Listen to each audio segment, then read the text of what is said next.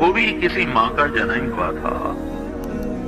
اس کے زمانے میں کرک، ایک ہمارے پاکستان میں کرک ہے، ایک اردن میں کرک ہے، اونچی پہاڑی پر وہ شہر ہے، بڑا دشوار قلعہ ہے۔ اس پر ایک حکمران تھا عیسائی، اس کا نام تھا ریجنالڈ۔ تو کرک کے قریب سے قافلے گزرتے تھے حج کے، تو اس نے ایک دفعہ حاجیوں کے قافلے پہ حملہ کیا اور کہنے لگا بلاؤ اپنے محمد کو تمہاری مدد کرے۔ اور سارے حاجیوں کو تاتے کی بیڑا تیار کی اور مدینے پر حملہ کرنے کے لیے وہ بندرگاہ تک پہنچا یمبو کی، لیکن موسمی حالات سازگار نہ تھے تو واپس ہو گیا۔ تو حطین کی لڑائی ہوئی ہے فلسطین میں، جس میں سارا یورپ اپنی طاقت کے ساتھ میدان میں اترا تھا، اور ادھر تنہا صلاح الدین ایوبی رحمۃ اللہ علیہ اکیلا اس لشکر سے ٹکرایا تھا، اور انہیں اس میں ساری رومن امپائر کو شکست ہوئی تھی۔ تو بڑے بڑے بادشاہ اس میں گرفتار ہوئے، تو اس میں ریجنالڈ بھی گرفتار ہو کے آیا۔ تو کوئی 12 بادشاہ تھے ریاستوں کے جو سامنے اس کے پیش کیے گئے، تو پیاس کی شدت سے سب کا برا حال تھا۔ تو صلاح الدین نے سب کو پانی پیش کیا، ریجنالڈ کو نہیں پیش کیا۔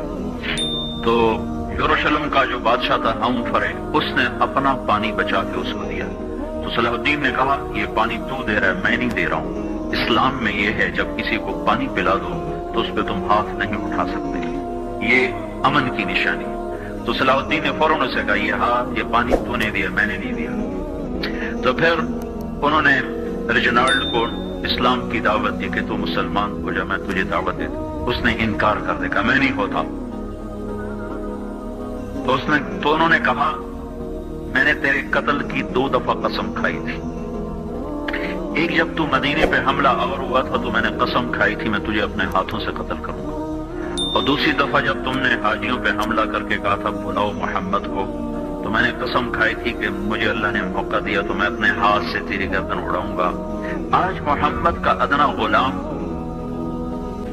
تیری اس بات پر یہ فریضہ ادا کرنے کے لیے آ رہا ہے، اور اپنی تلوار سے اس کی گردن اڑائی، وہ پیچھے لٹک گئی، پوری نہیں اڑی، پیچھے لٹک گئی۔ خوفناک منظر بن گیا۔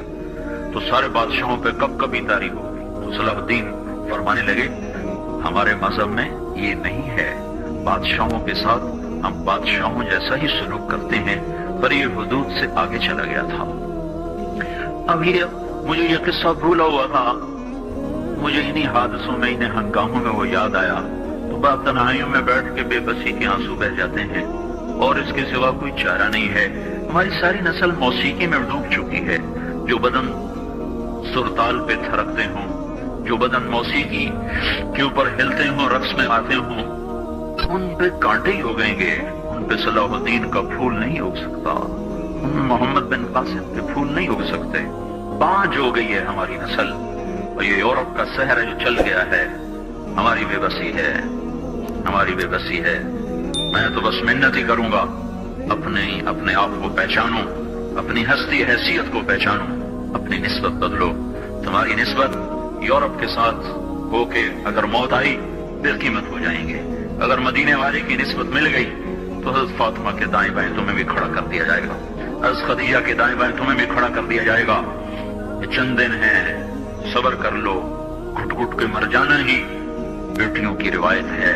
مشرق کی بیٹی، ہاں یہ آزادی، یہ آوارگی، یہ مغرب کی عورت کا خاصہ ہے، اور 18ویں صدی تک مغرب میں بھی کوئی عورت ایسے ننگی نہ کہ جتنا بھی لے کر آئیں اس کی ایک لمٹ ہے، اور اللہ تو لمٹ سے بالا تر ہے، اس کا تو کوئی لمٹ کوئی۔ یہ واحد سفر ہے اللہ کی تلاش کا، جس کی کشش ختم نہیں ہوتی، کیونکہ جتنا اللہ کی طرف بڑھتا ہے اتنا اپنے آپ کو ادھورا محسوس کرتا ہے۔ جیسے کوئی آدمی صحرا میں سفر کر رہا ہو تو کوئی ریفرنس نہ ہو، تو وہ جتنا بھی سفر کرتا ہے وہ کہتا پتہ نہیں میں کدھر ہوں، میں کہاں پہنچا ہوں، کچھ پتہ کوئی نہیں ہے۔ چھوٹے سے صحرا میں بغیر ریفرنس کے وہ بالکل ایسے ہو جاتا ہے۔ تو اللہ کی ذات کو کس طرح کوئی بیان کرے اور کیسے کوئی بیان کرے؟ جب وہ اس کی طرف بڑھتا ہے تو کروڑوں سال کی زندگی کے بعد بھی کہتا ہے، میں تو ابھی ایک قدم بھی نہیں چلا۔ اب یہ اللہ 11 कस्में उठाए तो आपका क्या ख्याल है? 11 कस्में, 10 और 1 11 कस्में इस पे उठाए कि कामयाब कौन है, नाकाम कौन है, तो उस मजमून में कितनी ताकत पैदा हो जाएगी। वश्शम्स वद्दुहाहा 2, वल्कमर इज़ा तलाहा 3, वन्नहार इज़ा जल्लाहा 4, वल्लैल इज़ा यग़शाहा 5, वस्समाए वमा बनाहा 6 और 7, वल्अर्द वमा तहाहा 7 और 8, वनफ्सन वमा सव्वाहा ये 9 और 10 और 11, फ़अल्हमहा फ़ुजूरहा व तक़वाहा क़द अफ़लह मन ज़क्काहा व क़द ख़ाब मन दस्साहा। मेरे बंदे मुझे सूरज व शम्स, सूरज की कसम, और सूरज की रोशनी की कसम 2, मुझे चांद की कसम, वल क़मर इज़ा तलाहा, मुझे दिन की कसम इज़ा जल्लाहा, मुझे रात की कसम इज़ा यग़शाहा, मुझे आसमान की कसम और आसमान के रब की कसम, यहाँ अपने आप को लेकर आए, मुझे ज़मीन की कसम और ज़मीन के रब की कसम, मुझे तेरी जान की कसम, तेरी जान के बनाने वाले रब की कसम। ये 11 कसमों के बाद कहता है अपने आप को ठीक कर ले तो तू कामयाब है, और अपने आप को तूने गफलत में डाल दिया तो तू नाकाम। तेरी कामयाबी भी तेरे अंदर है तो तेरी नाकामी भी तेरे अंदर है, बाहर से इसका ताल्लुक ही कोई नहीं है। हमारी वहाँ की सराइकी का शेर है, दिल दरिया समंदरों डूबे कौन दिलांदियां जाने हो, विचे बेड़े विचे झेड़े विचे वंज मोहाने हो, कि सारी कामयाबियां नाकामियां तुम्हारे अंदर हैं, बाहर कुछ भी नहीं है। 11 कसमें अल्लाह उठाए। इसका स्केच मुझे यूं नजर आता है कि अल्लाह कहता मेरा बंदा वशम्स वद्दुहाहा, मुझे सूरज और उसकी रोशनी की कसम, कामयाबी तेरे अंदर है, नाकामी तेरे अंदर है, मानते हो? कहता दिल नहीं मानता। इधर तो बड़ी बड़ी गाड़ियों वाले हैं और आए थे वो फैक्ट्रियों में काम करने, और वो बड़े बड़े नवाब बने बैठे हैं, दिल नहीं मानता। फिर अल्लाह कहता है वल क़मर इज़ा तलाहा, मुझे चांद की कसम जब वो पीछे आता है। कामयाबी तेरे अंदर है, नाकामी तेरे अंदर है, समझ में आई है बात? कहता नहीं आई। तो फिर अल्लाह कसम उठाता है वल्लैल इज़ा यग़शाहा, मुझे रात की कसम जो छा जाती है, कामयाबी तेरे अंदर है, नाकामी तेरे अंदर है, अब मानते हो? नहीं मानते। फिर अल्लाह कहता है वन्नहार इज़ा जल्लाहा, मुझे दिन की कसम और उसकी रोशनी की कसम, कामयाबी तेरे अंदर है, नाकामी तेरे अंदर है, मानते हो? कहता दिल नहीं मानता। फिर अल्लाह कहता है वस्समाए वमा बनाहा, अब अपने आप को लेकर आए, मुझे आसमान और आसमान के रब की कसम, मानते हो? कहता दिल नहीं मानता। फिर अल्लाह कहता वल अर्द वमा तहाहा, मुझे ज़मीन की कसम और ज़मीन के बिछाने वाले रब की कसम। इन ज़मीन आसमान ने देखा है नाकाम लोगों को, कामयाब लोगों को, मानते हो? तो नहीं मानते। तो फिर एक जज्बाती कसम है, हमारे मुहावरे में भी है, तेरी जान की कसम यार तेरी जान की कसम। तो आखिर में अल्लाह कहता है यार मेरे बंदे व नफ्सन व सव्वाहा, मुझे तेरी जान की कसम और तेरी जान के बनाने वाले रब की कसम। फिर अब तो मेरी सुन ले, मेरी मान ले, क़द अफ़लह मन ज़क्काहा व क़द ख़ाब मन दस्साहा, इसे पाक कर ले तो तू कामयाब है, इसे नापाक कर लिया तो तू नाकाम। सबसे बड़ी नापाकी वो कुफ्र की नापाकी, इन्न शिर्क लज़ुल्मुन अज़ीम वल काफ़िरून हुमुज़ ज़ालिमून, अल्लाह का इनकार करने वाले वो सबसे बड़े जालिम हैं, और सबसे बड़ी ये नापाकी है जिसमें इंसान ऐसा ही है जैसे गंदगी के गटर में कोई गिरा हुआ हो तो उसका पूरा वजूद बदबूदार हो जाता है। और क़द अफ़लह मन ज़क्काहा, और जो इसको پاک کرتا ہے. اور دوسری جگہ اللہ تعالیٰ نے فرمایا قد افلح من تزکا وذکر اسم ربہ فصلی. ایمان کے بعد جو چیز انسان کو پاک کرتی ہے وہ نماز ہے. ایمان کے بعد جو چیز انسان کو پاکیزہ بناتی ہے وہ نماز ہے. اللہ تعالیٰ نے کچھ 700 دفعہ قرآن میں مختلف انداز میں نماز کا ذکر کیا ہے. اقیموا الصلاۃ وآتوا الزکاۃ 10 دفعہ تو یہ آیا ہے. 68 دفعہ لفظ صلاۃ قرآن میں آیا ہے اور 700 دفعہ قرآن میں نماز کا ویسے ذکر آیا ہے. والقانتین والقانتات اس سے نماز مراد ہے.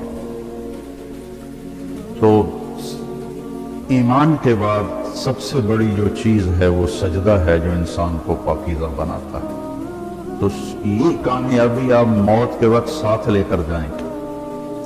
اور جو آپ باہر لوگوں کو دیکھ رہے ہیں کہ بل گیٹ نے اتنا بنا لیا اور قطر کے شہزادوں نے اتنا ہے ان کے پاس. ایک دفعہ قطر کے یہ جو ابھی ہے تمیم اس کا والد حمد جب وہ تھا امیر کو اس نے ہماری ضیافت کی تو اس کے محل میں ہم گئے تو ایسے لائن میں دنیا کی جو سب سے قیمتی گاڑیاں تھیں وہ اس طرح کھڑی تھیں جیسے پاکستان میں موٹر سائیکل نہیں کھڑے ہوتے مسجد کے پر ایسے کھڑی تھی.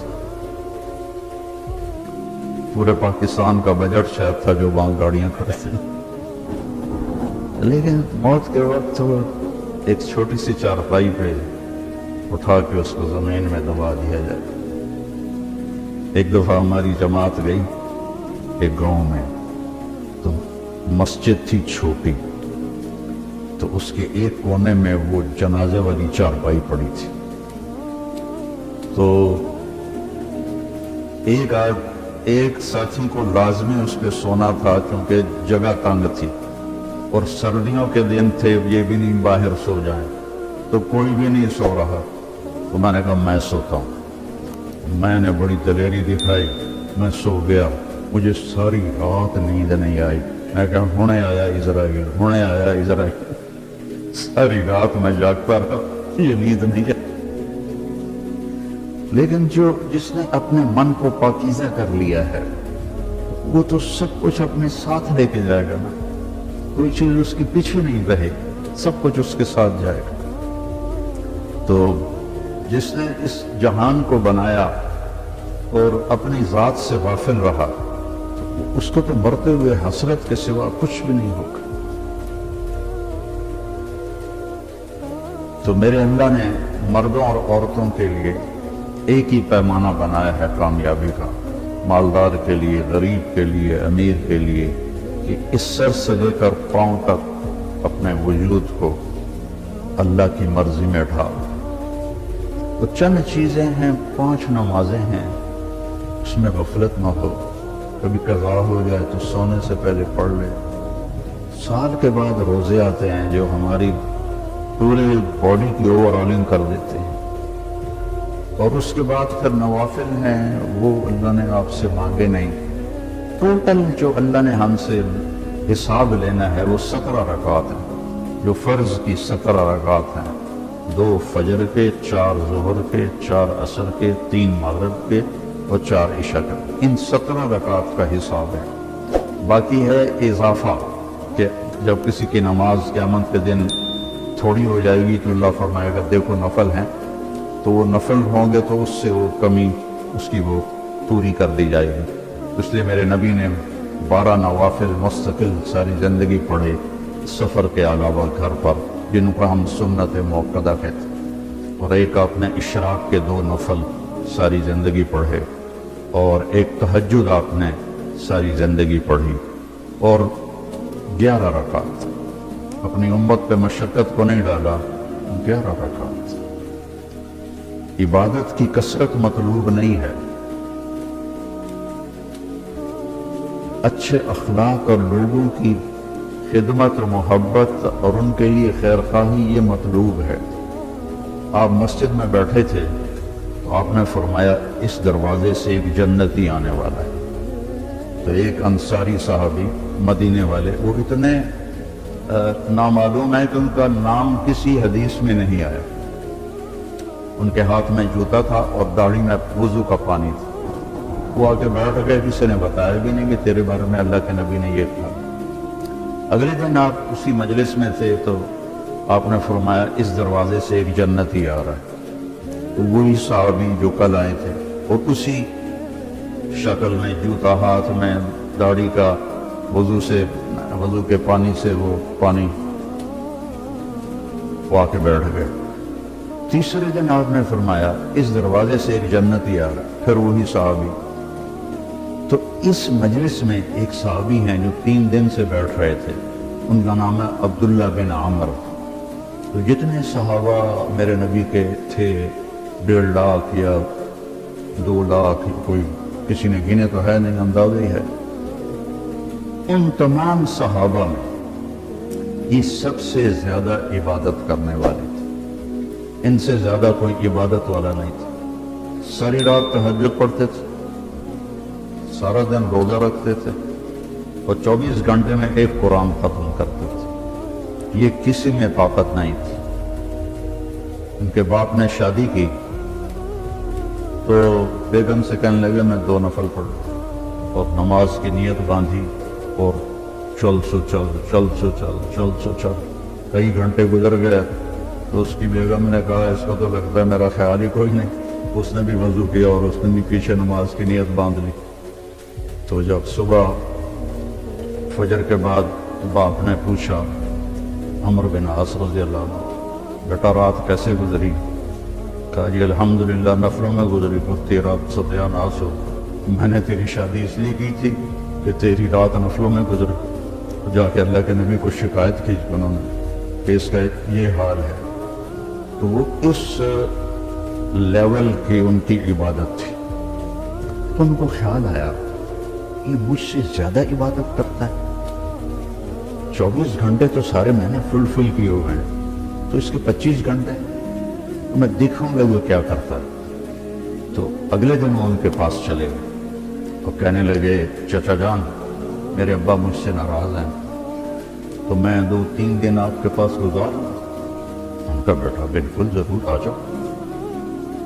تو وہ اب عشاء کے بعد وہ جلدی سے انہوں نے چادر اوپر لی اور اس میں تھوڑا یوں سوراخ بنا کے نا ان کو دیکھنے لگے کہ اب یہ کیا کرشمہ کرتے ہیں.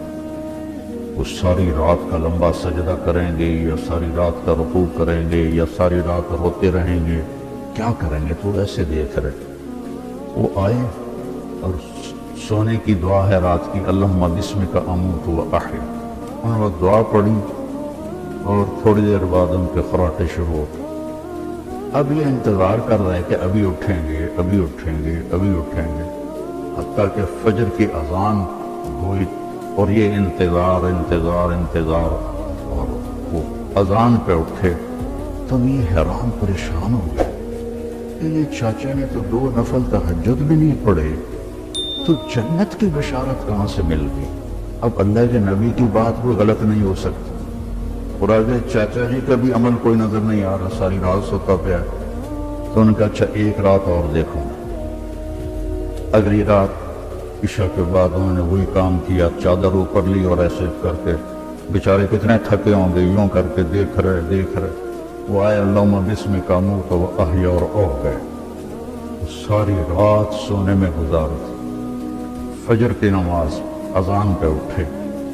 اب ان کی حیرت اور بڑھ گئی.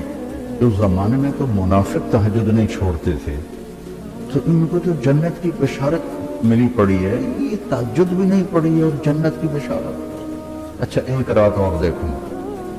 تیسری رات وہی تماشا انہوں نے کیا, انہوں نے بھی وہی تماشا کیا, سیم. انہوں نے اپنی سونے میں رات گزاری, یہ ان کو چیک کرنے میں لگے رہے. آخر سے اذان پر وہ اٹھے تو یہ بول پڑے, کہنے لگے چاچا سچی بات یہ ہے میری کوئی اپنے ابا سے لڑائی نہیں تھی. میں نے 3 دن تیرے بارے میں مسلسل سنا کہ ایک جنتی آ رہا ہے, ایک جنتی آ رہا ہے, ایک جنتی آ رہا ہے.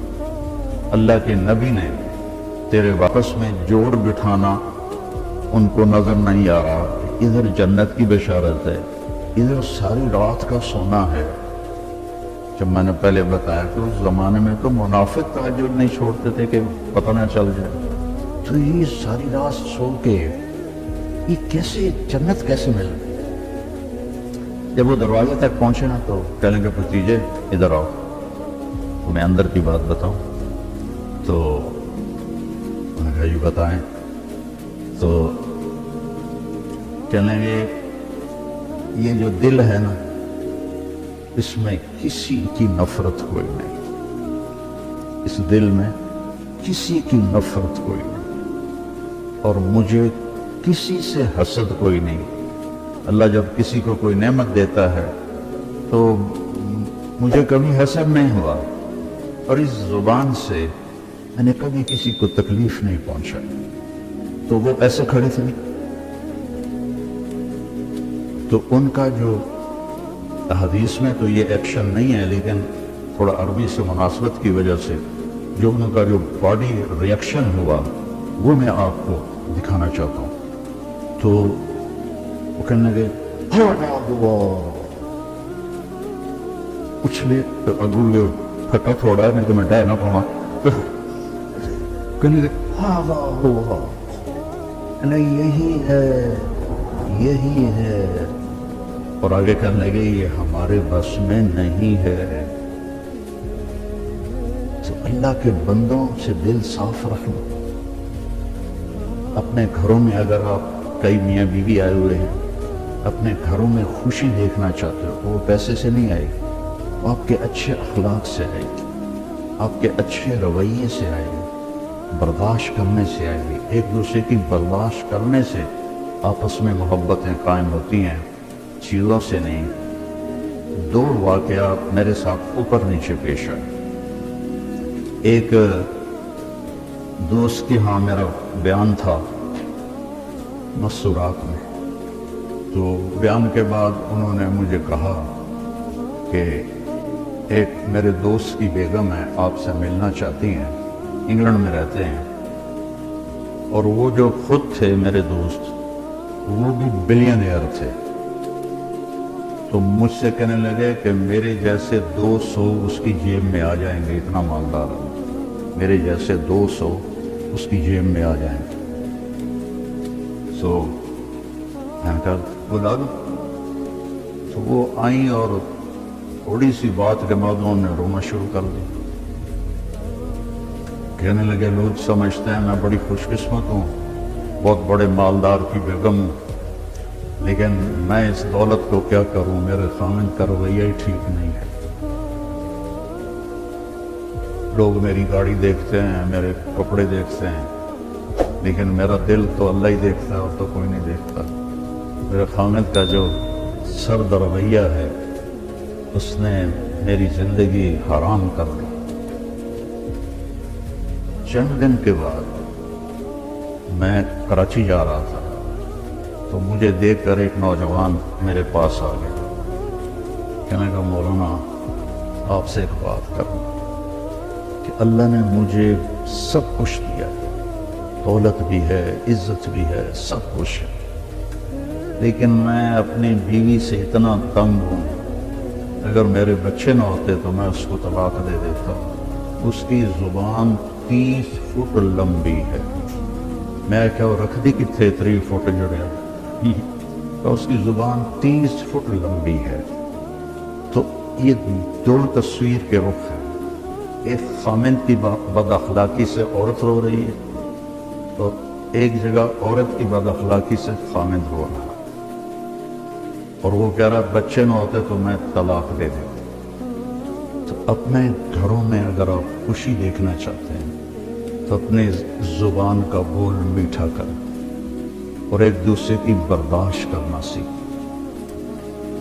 میرے نبی کا فرمان ہے سب سے بہترین گھونٹ اور سب سے میٹھا گھونٹ جو انسان پیتا ہے وہ غصے کا گھونٹ ہے جس کو وہ پی لیتا ہے. اچھا، غصے کو پینے سے کیوں تشبیہ دی؟ برداشت کرنا نہیں کہا، پینے سے. عرب میں پانی کوئی نہیں، اور پانی کے پیچھے 3 دن کا سفر کر کے وہ مشکلوں میں پانی بھر کے لاتے، تو پانی کی حفاظت وہ اپنی جان سے بھی زیادہ کرتے. تو ایک گھونٹ کے لیے بھی وہ ترستے ہیں. تو میرے نبی نے تشبیہ دی وہ غصے کے پین برداشت کرنے کو پانی سے، کیونکہ پانی کا گھونٹ اگر مل جائے تو زندگی بچے گی نہ بچے گی. کہ غصے کو پی جاؤ تو تمہاری گھر کی ساری زندگی خوبصورت ہو جائے گی، بچ جائے گی. اور ایک صحابی آئے، یا رسول اللہ من اسلام، اسلام کیا ہے؟ آپ نے فرمایا اچھے اخلاق. وہ دیہاتی تھا، یہاں سے اٹھا اور ادھر آ کے بیٹھ گیا. یا رسول اللہ مت دین، دین کیا ہے؟ آپ نے کہا اچھے اخلاق. وہ ادھر سے اٹھا اور ادھر آ کے بیٹھ گیا. یا رسول اللہ دین کیا ہے؟ آپ نے کہا اچھے اخلاق. وہ ادھر سے اٹھ کے پیچھے جا بیٹھا. یا رسول اللہ دین کیا ہے؟ اور ہمارے نبی کی عادت تھی جب آپ کو کوئی متوجہ کرتا تھا تو آپ ایسے نہیں ہوتے. مثلا ادھر یہ عبدالوہاب بیٹھا ہوا ہے، یہ مجھے کہے مولانا تو میں اتنا ہی کروں گا جی. لیکن ہمارے نبی کی عادت تھی جب آپ کو کوئی بلاتا تھا ادھر سے تو آپ پہلے یوں ہوتے تھے، اس کو اپنا سینہ دیتے تھے، پھر کہتے تھے جی فرمائیے. ادھر سے بلاتا تھا تب ایسے نہیں کرتے تھے، بلکہ آپ پورا اس کی طرف مڑتے تھے اور پھر کہتے تھے جی فرمائیے. تو اس نے ہمارے نبی کو چاروں طرف گھما دیا، آگے بھی دائیں بھی بائیں بھی پیچھے بھی. کہنے لگا یا رسول اللہ دین کیا ہے؟ ہم نے کہا بھائی کب سمجھے گا؟ دین یہ ہے کہ غصہ نہ کیا کر. آپ نے آخر میں فرمایا دین یہ ہے کہ غصہ نہ کیا کر. اب غصہ تو ہر انسان مرد عورت کو آتا ہے، مطلب یہ ہے کہ جب آئے تو اس سے روک لیا. غصے میں صحیح بولنا انسان کے بس میں نہیں. صرف انبیاء کو یہ طاقت ہے کہ وہ غصے میں بھی صحیح بولتے ہیں. تو اس لیے جب غصہ آئے تو خاموش ہو جاؤ. جب وہ لہر گزر جائے پھر اپنا گلہ شکوہ جس سے بھی کرنا ہے کرو، لیکن غصے کی حالت میں بڑے سے بڑا ولی بھی وہ ضرور دائیں بائیں ہو جاتا انسان. اس لیے غصہ عقل کو کھا جاتا ہے.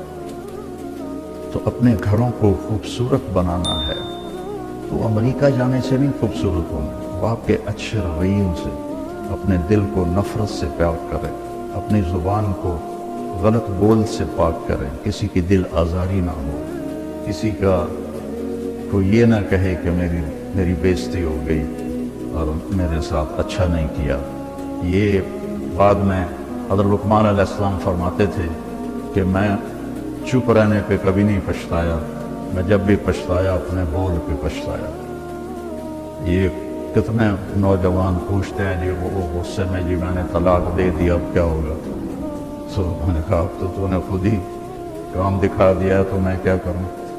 تو کہا جی بس وہ غصے میں ہو گیا، اس لیے میں کہتا ہوں غصے میں چھپ کر دیا. ویسے ہمارے ہاں تو ہر قسم کا سودا بکتا ہے. ایک صحیح واقعہ سنا رہا ہوں. ایک نوجوان آیا مولوی صاحب کے پاس، جی میں نے بیوی کو 3 طلاق دے دی ہے تو کیا مسئلہ ہے؟ میں نے کہا وہ ختم ہو گیا کام موجاں کر. اس نے کہا جی کوئی میرے واسطے رستہ کر دو. کوئی رستہ نہیں. اس نے جیب سے ایک موٹا سا لفافہ نکالا اور ان کے مسلح کے نیچے رکھ دیا کہ مولانا صاحب کوئی رستہ کر دو. کہنے لگے چلو سوچنے ہیں کیا کیسی تو کہ جی میں کیسی تین 3 طلاق. الحمدللہ نہیں ہوئی. اچھا جو کہ میں کہا تو چھوٹے کاف نہ لاکھے 3 طلاق، وہ بڑے کاف نہ لاندا 3 طلاق. تو طلاق نہیں آکھیا زیادہ تیری طلاق نہیں ہوئی. تو ایک بڑے مولوی صاحب کو پتا چلا تو انہوں نے کہا پھر تو نکاح بھی نہیں ہوا. پھر اس نے کہا کہ قبول، اسے کہنا تھا قبول. تو اپنے گھروں کو آباد رکھنا ہے نا تو اپنے اخلاق اچھے کرو، اپنا بول میٹھا کرو، برداشت کرنا سیکھو، اپنے بچوں کو سکھاؤ. چونکہ وہاں کی لائف کیا پوری دنیا میں یہ کہ برداشت ختم ہو. تھوڑی تھوڑی باتوں پہ طلاق ہو رہی ہے، تھوڑی تھوڑی باتوں پہ لڑائیاں ہو رہی ہیں. تو اپنے خاص طور پر اپنی بچیوں کو صبر کرنا سکھاؤ، انہیں سمجھاؤ کہ انڈیا پاکستان کے لوگ جہاں بھی آئیں نا، ان کا سسرالی معاشرہ کوئی اچھا نہیں ہے، ان کی عادتیں تبدیل نہیں ہوئیں، وہ جہاں بھی گئے تو اپنی بیٹیوں کو، اپنے بچوں کو سمجھاؤ کہ کسی کی بیٹی کو ساتھ لے کے چلنا ہے تو کیسے چلنا ہے۔ ہم ان کی تعلیم دیکھتے ہیں، یہ کر لیا، وہ کر لیا، پی ایچ ڈی کر لی، اب کاروبار سنبھال لیا، اب اس کی شادی کر لو، لیکن یہ کیا کسی کی بیٹی کو عزت دے سکتا ہے؟ ایک حدیث میں آتا ہے، اللہ کے نبی نے فرمایا کہ میرے مدینے کے صحابہ بہت اچھے لوگ ہیں، اس بات پہ جہاد کرتے ہیں، تہجد پڑھتے ہیں، روزے رکھتے ہیں، کہ یہ بڑے اچھے لوگ ہیں، جب کسی کی بیٹی کو شادی کر کے لاتے ہیں تو اسے محسوس نہیں ہونے دیتے کہ ماں باپ کے گھر میں ہے یا سسرال کے گھر میں، اتنی عزت دیتے۔ باقی اونچ نہیں تو ہر جگہ ہو جاتی، چونکہ یہ جنت تو ہے۔ ایک دفعہ آپ تشریف لائے حضرت فاطمہ کے گھر تو وہ اداس بیٹھی تھی، آپ نے فرمایا کیا ہوا، اداس کیوں ہو؟ کہا جی میرا علی کا جھگڑا ہو گیا۔ اب یہ اتنا بڑا جوڑا ہے کہ نبیوں کے بعد اس سے بڑا جوڑا تو دنیا میں کوئی نہیں ہے۔ ابن عباس کی روایت ہے، جنت میں نور کی ایک چمک اٹھے گی تو جنتی پوچھیں گے یہ نور کیسا ہے؟ تو فرشتے انہیں کہیں گے کہ اوپر جنت الفردوس میں علی و فاطمہ کسی بات پہ مسکرائے ہیں، ان کے دانتوں سے جو نور نکلا ہے اس نے جنت کو روشن کر دیا۔ تو آپ نے کہا علی کدھر ہے؟ کہا کہ باہر نکل گئے۔ تو اب ہمارا ہندی معاشرہ ہے کہ میں تو سسر ہوں، لڑکی والا، میں کیوں اپنے داماد کے پیچھے جاؤں؟ لیکن آپ نے کسی کو نہیں بھیجا، خود گئے تلاش کر، دیکھا تو وہ مسجد میں لیٹے ہوئے تھے اور وہ کپڑا ہٹ گیا تھا تو مسجد کی مٹی ان کے کمر پہ لگی ہوئی تھی۔ تو آپ نے کہا ابو تراب اٹھو۔ تو حضرت علی فرمایا کرتے تھے ساری دنیا کی دولت مل جانے سے مجھے اس لفظ کی زیادہ خوشی ہے اور رہے گی تو میرے نبی نے اظہار محبت کیا۔ یہ اظہار محبت کے لیے ہوتا ہے، ابو تراب اٹھو۔ ان کو لے کر آئے اور آ کر زمین پر لیٹ گئے، ادھر علی کو لٹا لیا، ادھر فاطمہ۔ حضرت علی کا ہاتھ یہاں رکھا، حضرت فاطمہ کا ہاتھ پکڑ کے یہاں رکھا، اس کے اوپر اپنا ہاتھ رکھا اور فرمایا بولو گئی ہماری صلح ہو گئی۔ تو دونوں نے کہا ہماری صلح ہو گئی۔ نہ علی سے پوچھا کیا بات ہوئی، نہ فاطمہ سے پوچھا کیا بات ہوئی، یہ پوچھتے ہیں نا وہ اور لڑا کے آ جاتے۔ تو آپ نے دونوں سے نہیں پوچھا کہ کیا ہوا، یہ علی کا ہاتھ، یہ فاطمہ کا ہاتھ، یہ اپنا ہاتھ، بولو بھائی ہماری صلح ہو گئی۔ جی آپ دونوں نے کہا ہماری صلح ہو گئی۔ آپ باہر نکلے تو بڑا چہرہ چمک رہا، تو صحابہ نے کہا یا رسول اللہ آپ بڑے خوش نظر آ رہے ہیں۔ فرمایا میں علی و فاطمہ کی صلح کروا گیا۔ تو اس طرح تو ہر گھر میں ہو جاتا ہے، لیکن ایک مستقل مزاج ایسا بنا لیا جائے، سختی سے بولنا، طنز کرنا، ٹوکنا، یہ چیزیں محبت کو ختم کر دیتی۔ میرے نبی نے 11 شادیاں کی صرف ہمیں زندگی سمجھانے کے لیے۔ شادیوں کا شوق ہوتا تو 25 سال کا نوجوان 40 سال کی عورت سے شادی نہ کرتا، جن کے ایک منگنی ٹوٹی ورقہ بن نوفل سے، اور ایک سے بیوہ ہوئیں ابو حالہ سے، اور ایک سے بھی دوسرے سے بیوہ ہوئیں ابن عابد سے، اور دونوں سے اولاد ہوئی۔ اور آپ 25 سال کے دنیا کے حسین ترین نوجوان، 40 سال کی عورت سے آپ جو 2 دفعہ بیوہ ہو چکی ہے اس کے ساتھ آپ نے شادی کی، اور زندگی کے 25 سال اس ایک عورت کے ساتھ گزار دی۔ جب 50 سال کی عمر ہوئی تو 10 شادیاں کی۔ آپ نے کہا میں نے جب بھی شادی کی پہلے میرے اللہ کا حکم آیا۔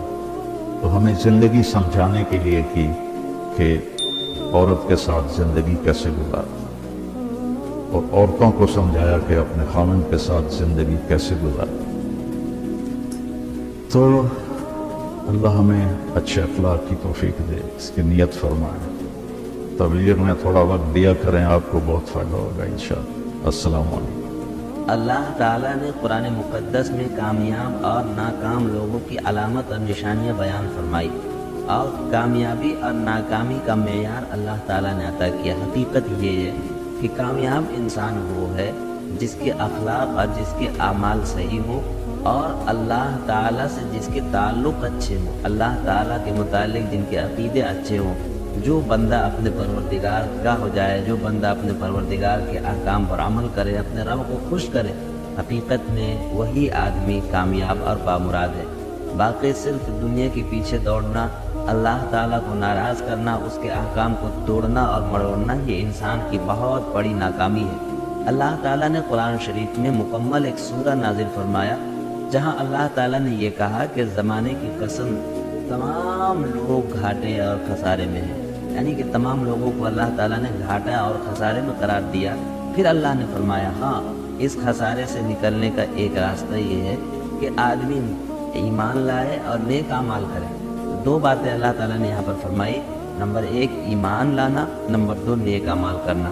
تو انسان کو گھاٹے سے نکل کر کامیابی کی طرف آنے کا پہلا راستہ یہ بتایا گیا کہ اس کا ایمان، یعنی اللہ پر یقین، اللہ سے قلبی تعلق، دل میں اللہ سے ہونے نہ ہونے کا یقین، یہ تمام چیزیں پہلی چیزیں ہیں۔ آخرت پر یا قبر حشر پر، عذاب و سزا پر، ان تمام چیزوں پر یقین رکھنا۔ اور دوسری بات اللہ نے فرمائی نیک اعمال، یعنی کہ سچائی کی زندگی، صداقت کی زندگی، ظلم سے دور کی زندگی، ہر وقت بھلائی کی زندگی، ہر کسی کے ساتھ انصاف و برابری کی زندگی۔ یہ وہ باتیں ہیں جو انسان کو کامیابیاں دلاتی ہے۔ اور جو کامیابی کی تیسری اور چوتھی بات یہ ہے کہ نیک اعمال بھی کرے، ایمان بھی لائے، اور نیک اعمال کرنے کی دعوت بھی دے، لوگوں کو اس کی طرف بھی بلائے۔ اللہ کے نبی صلی اللہ علیہ وسلم نے ان باتوں پر خود بھی عمل کیا، اور اللہ کے نبی صلی اللہ علیہ وسلم نے کامیاب زندگی کا ایک تصور بھی دیا۔ چنانچہ حدیثوں کا مطالعہ کریں، قرآن پڑھیں، قرآن میں اللہ تعالیٰ نے ایک اصول بیان کر دیا، فَمَنْ زُحْزِحَ عَنِ النَّارِ وَأُدْخِلَ الْجَنَّةَ فَقَدْ فَازَ۔ جو آدمی جہنم سے بچا لیا جائے اور جنت میں داخل کر دیا جائے تو وہ کامیاب ہے۔ یعنی کہ انسانی زندگی کا عمل، اس کا کیریکٹر اتنا بہتر ہو کہ وہ جنت کا مستحق قرار پائے، تو ایسے لوگ کامیاب ہیں۔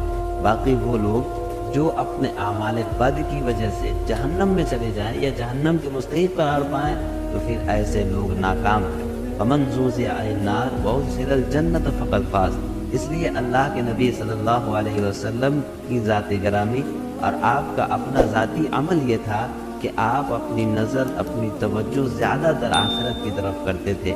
ہر وہ کام کرتے تھے جس سے اللہ کی زیادہ قربت نصیب ہو۔ اپنی امت کو بھی ہر طرح کی گناہ سے بچاتے تھے، اپنی امت کو بھی گناہوں سے بچنے کی تلقین فرماتے تھے۔ اور اللہ کے نبی یہ بھی فرمایا کرتے تھے، تم میں عقل مند انسان وہ ہے جو موت سے پہلے موت کی تیاری کرے۔ ایک مرتبہ ایک صحابی حاضر خدمت ہوئے اور کہنے لگے کہ یا رسول اللہ، قیامت کب آئے گی؟ اللہ کے نبی صلی اللہ علیہ وسلم نے اس پوچھنے والے سے کہا کہ تم نے قیامت کے لیے کیا تیاری کر رکھی ہے؟ اس نے کہا یا رسول اللہ، میرے ذہن و دماغ میں ایسی کوئی تیاری نہیں ہے۔ اللہ کے نبی صلی اللہ علیہ وسلم نے فرمایا کہ قیامت سے تو تمام نبیوں نے اور تمام لوگوں نے پناہ مانگی ہے، پر قیامت کا صحیح علم اللہ کے علاوہ عمر کا اللہ کے ہاں فیصلہ ہوگا۔ تو عمر کی ہچکیاں بن گئیں کہ عمر کو بہن تیرے حال کی کیا خبر؟ کہ پھر ہمارا بادشاہ کیوں بنا ہے؟ اگر ہمارے حال کی خبر نہیں لیتا تو ہمارا خلیفہ کیوں بنا ہے؟ پر لگ گئے، بیت المال سے سامان نکالا، بوری بھری، سر پہ اٹھائی، کمر پہ اٹھائی۔ غلام اسلم نے کہا میں اٹھاؤں؟ کہ قیامت کے دن بھی میرا وزن تو اٹھائے گا۔ اسی طرح بھاگے ہوئے آئے، پنیر نکالا، آٹا نکالا، گھی نکالا، شہد نکالا، ڈال کے ہانڈی میں نیچے آگ، خود دھواں گیلی لکڑیوں میں پھونکے مار مار مار آگ جلائی، حلوہ تیار کیا، پھر پلیٹوں میں ڈال ڈال کے بچوں کو کھلایا۔ وہ عورت کہنے لگی کاش عمر کی بجائے تو خلیفہ ہوتا۔ تو یہ نہیں کہا کہ میں ہی عمر ہوں، میں ہی عمر ہوں۔ فرمایا جب کل تو امیر المومنین سے ملے گی تو مجھے بھی وہیں دیکھ لے گی، مجھے بھی وہیں پا لے گی۔ پھر وہاں بیٹھ کے دیکھتے رہے، اٹھ کے چل دیے، بچے ہنسنے لگے، کھیلنے لگے، تو اپنے غلام سے فرمایا میں نے انہیں روتا دیکھا تھا، میرا جی چاہا میں انہیں ہنستا بھی دیکھوں۔ 22 لاکھ مربع میل پہ اسلام پھیلا کر حکومت اس سے بھی بڑے علاقے میں لوگوں نے کی، چنگیز نے اس سے زیادہ فتوحات کی، محمود غزنوی نے اس سے زیادہ کی، سکندر تیمور نے اس سے زیادہ کی، پر فتوحات کر کے یوں خدمت کر رہا ہو، پانی بھر رہا ہو، اونٹ چرا رہا ہو، امامت کرا رہا ہو، 14 پیوند لگے کپڑوں کے ساتھ خلافت کے تخت پر بیٹھا ہوا ہو، یہ دھرتی میں پھر کوئی نہیں آئے گا۔ ہے نماز میں خنجر لگا، نماز پڑھاتے ہوئے 27 ذوالحج، 27، 28، 29 یکم کو انتقال ہوا۔ یکم محرم موت کے آثار گہرے نظر آئے، بیٹے کو بلایا کہ بیٹا جاؤ اما عائشہ سے پوچھ کے آؤ کہ عمر اپنے ساتھیوں کے ساتھ دفن ہونے کی اجازت چاہتا ہے۔ امیر المومنین کے لقب سے بات نہ کرنا، عمر کہنا، عمر، اب میں امیر المومنین نہیں رہا۔ جب وہ پوچھنے گئے تو حضرت عائشہ رو رہی تھیں، انہوں نے عرض کیا اما جان میرا باپ اپنے ساتھیوں کا پڑوس چاہتا ہے۔ انہوں نے فرمایا یہ جگہ تو میں نے اپنے لیے رکھی تھی، لیکن اگر عمر چاہتے ہیں تو ان کو مجھ پر فضیلت ہے، میں ان کے لیے دستبردار ہوں۔ انہوں نے واپس آ کر خوشخبری سنائی، مبارک ہو اجازت مل گئی۔ کہ نہیں شاید میرے شرم میں اجازت دی ہو، جب مر جاؤں تو مجھے دوبارہ دروازے کے سامنے رکھ کر پھر جا کے پوچھنا، اس وقت اجازت ملے تو پھر لے جانا، ورنہ مجھے بقیع کی طرف لوٹا دینا۔ اتنے میں حضرت علی آئے، پریشان دیکھا، عمر کیوں موت سے ڈر گئے؟ کہ نہیں موت کے بعد کی گھاٹی سے ڈر رہا ہوں۔ کہ ڈرو نہیں، میرے ان کانوں نے سنا ہے اور اتنی دفعہ سنا ہے کہ میں گن نہیں سکتا کہ اللہ کے نبی فرمایا کرتے تھے ابو بکر اور عمر جنت کے بڑی عمر کے لوگوں کے سردار ہیں۔ آپ نے فرمایا تو اس بات کی گواہی دے گا؟ کہ میں بھی دوں گا، میرا بیٹا حسن بھی دے گا۔ امام حسن بھی ساتھ تھے، کہ میں بھی دوں گا، میرا بیٹا حسن بھی گواہی دے گا۔ پھر بھی ہے جو جنت کی بشارتیں لیے ہوئے ہیں، 10 مبشرہ، ابو بکر جنتی، عمر جنتی، عثمان جنتی، علی جنتی، طلحہ جنتی، زبیر جنتی، ابو عبد الرحمن بن عوف جنتی، ابو عبیدہ بن جراح جنتی، سعید بن زید جنتی۔ آپ نے نام لے کر گنے، نام لے کر گن کر کہا سنو ابو بکر جنتی ہے، عمر جنتی ہے، عثمان جنتی ہے، علی جنتی ہے، طلحہ جنتی ہے، زبیر جنتی ہے، سعد بن ابی وقاص جنتی ہے، عبد الرحمن بن عوف جنتی ہے، ابو عبیدہ بن جراح جنتی ہے، سعید بن زید جنتی ہے۔ میں ان سے راضی ہوں، لوگوں ان کا حق پہچانو، میں ان سے راضی ہوں، میں ان سے راضی ہوں۔ پھر آپ نے فرمایا اگر تم نے ان کے بارے میں کسی ایک کے بارے میں بھی دل میں بغض لے کر مر گئے، اور تم نے اتنی بندگی کی تھی کہ سوکھ کے کانٹا ہو گئے تھے، روزے اتنے رکھے تھے کہ پیٹ کمر کو لگ گیا تھا، سجدے اتنے کیے تھے کہ تمہارے ماتھے اور گھٹنوں پر پتھروں جیسے نشان پڑ گئے تھے، اتنا کچھ کر کے ان 10 میں سے کسی ایک کا بغض لے کر اگر تم مر گئے تو اللہ تمہیں منہ کے بل جہنم میں گرا دے گا۔ لوگوں میں ان سے راضی ہوں، ان کا حق پہچانو، جن کو اللہ بھی رضا کے پروانے دے رہا ہو، جن کو اللہ کا رسول رضا کے پروانے دے رہا ہو، جن کو وزارت کا شرف مل چکا ہو، نبی کے پہلو میں قبر جن کی بننے کا اعلان ہو چکا ہو، وہ موت پر کیا کہہ رہا ہے؟ موت پہ کیا کہہ رہا ہے؟ اپنے بیٹے سے کہا میرا سر زمین پہ ڈال دے۔ ان کی گود میں سر تھا عبداللہ بن عمر، تو انہوں نے گود سے ہٹا کر پنڈلی پہ رکھ لی، یہاں رکھ لی۔ چلے گئے کیا کہہ رہا ہوں سنتے نہیں ہو، زمین پہ ڈال دو۔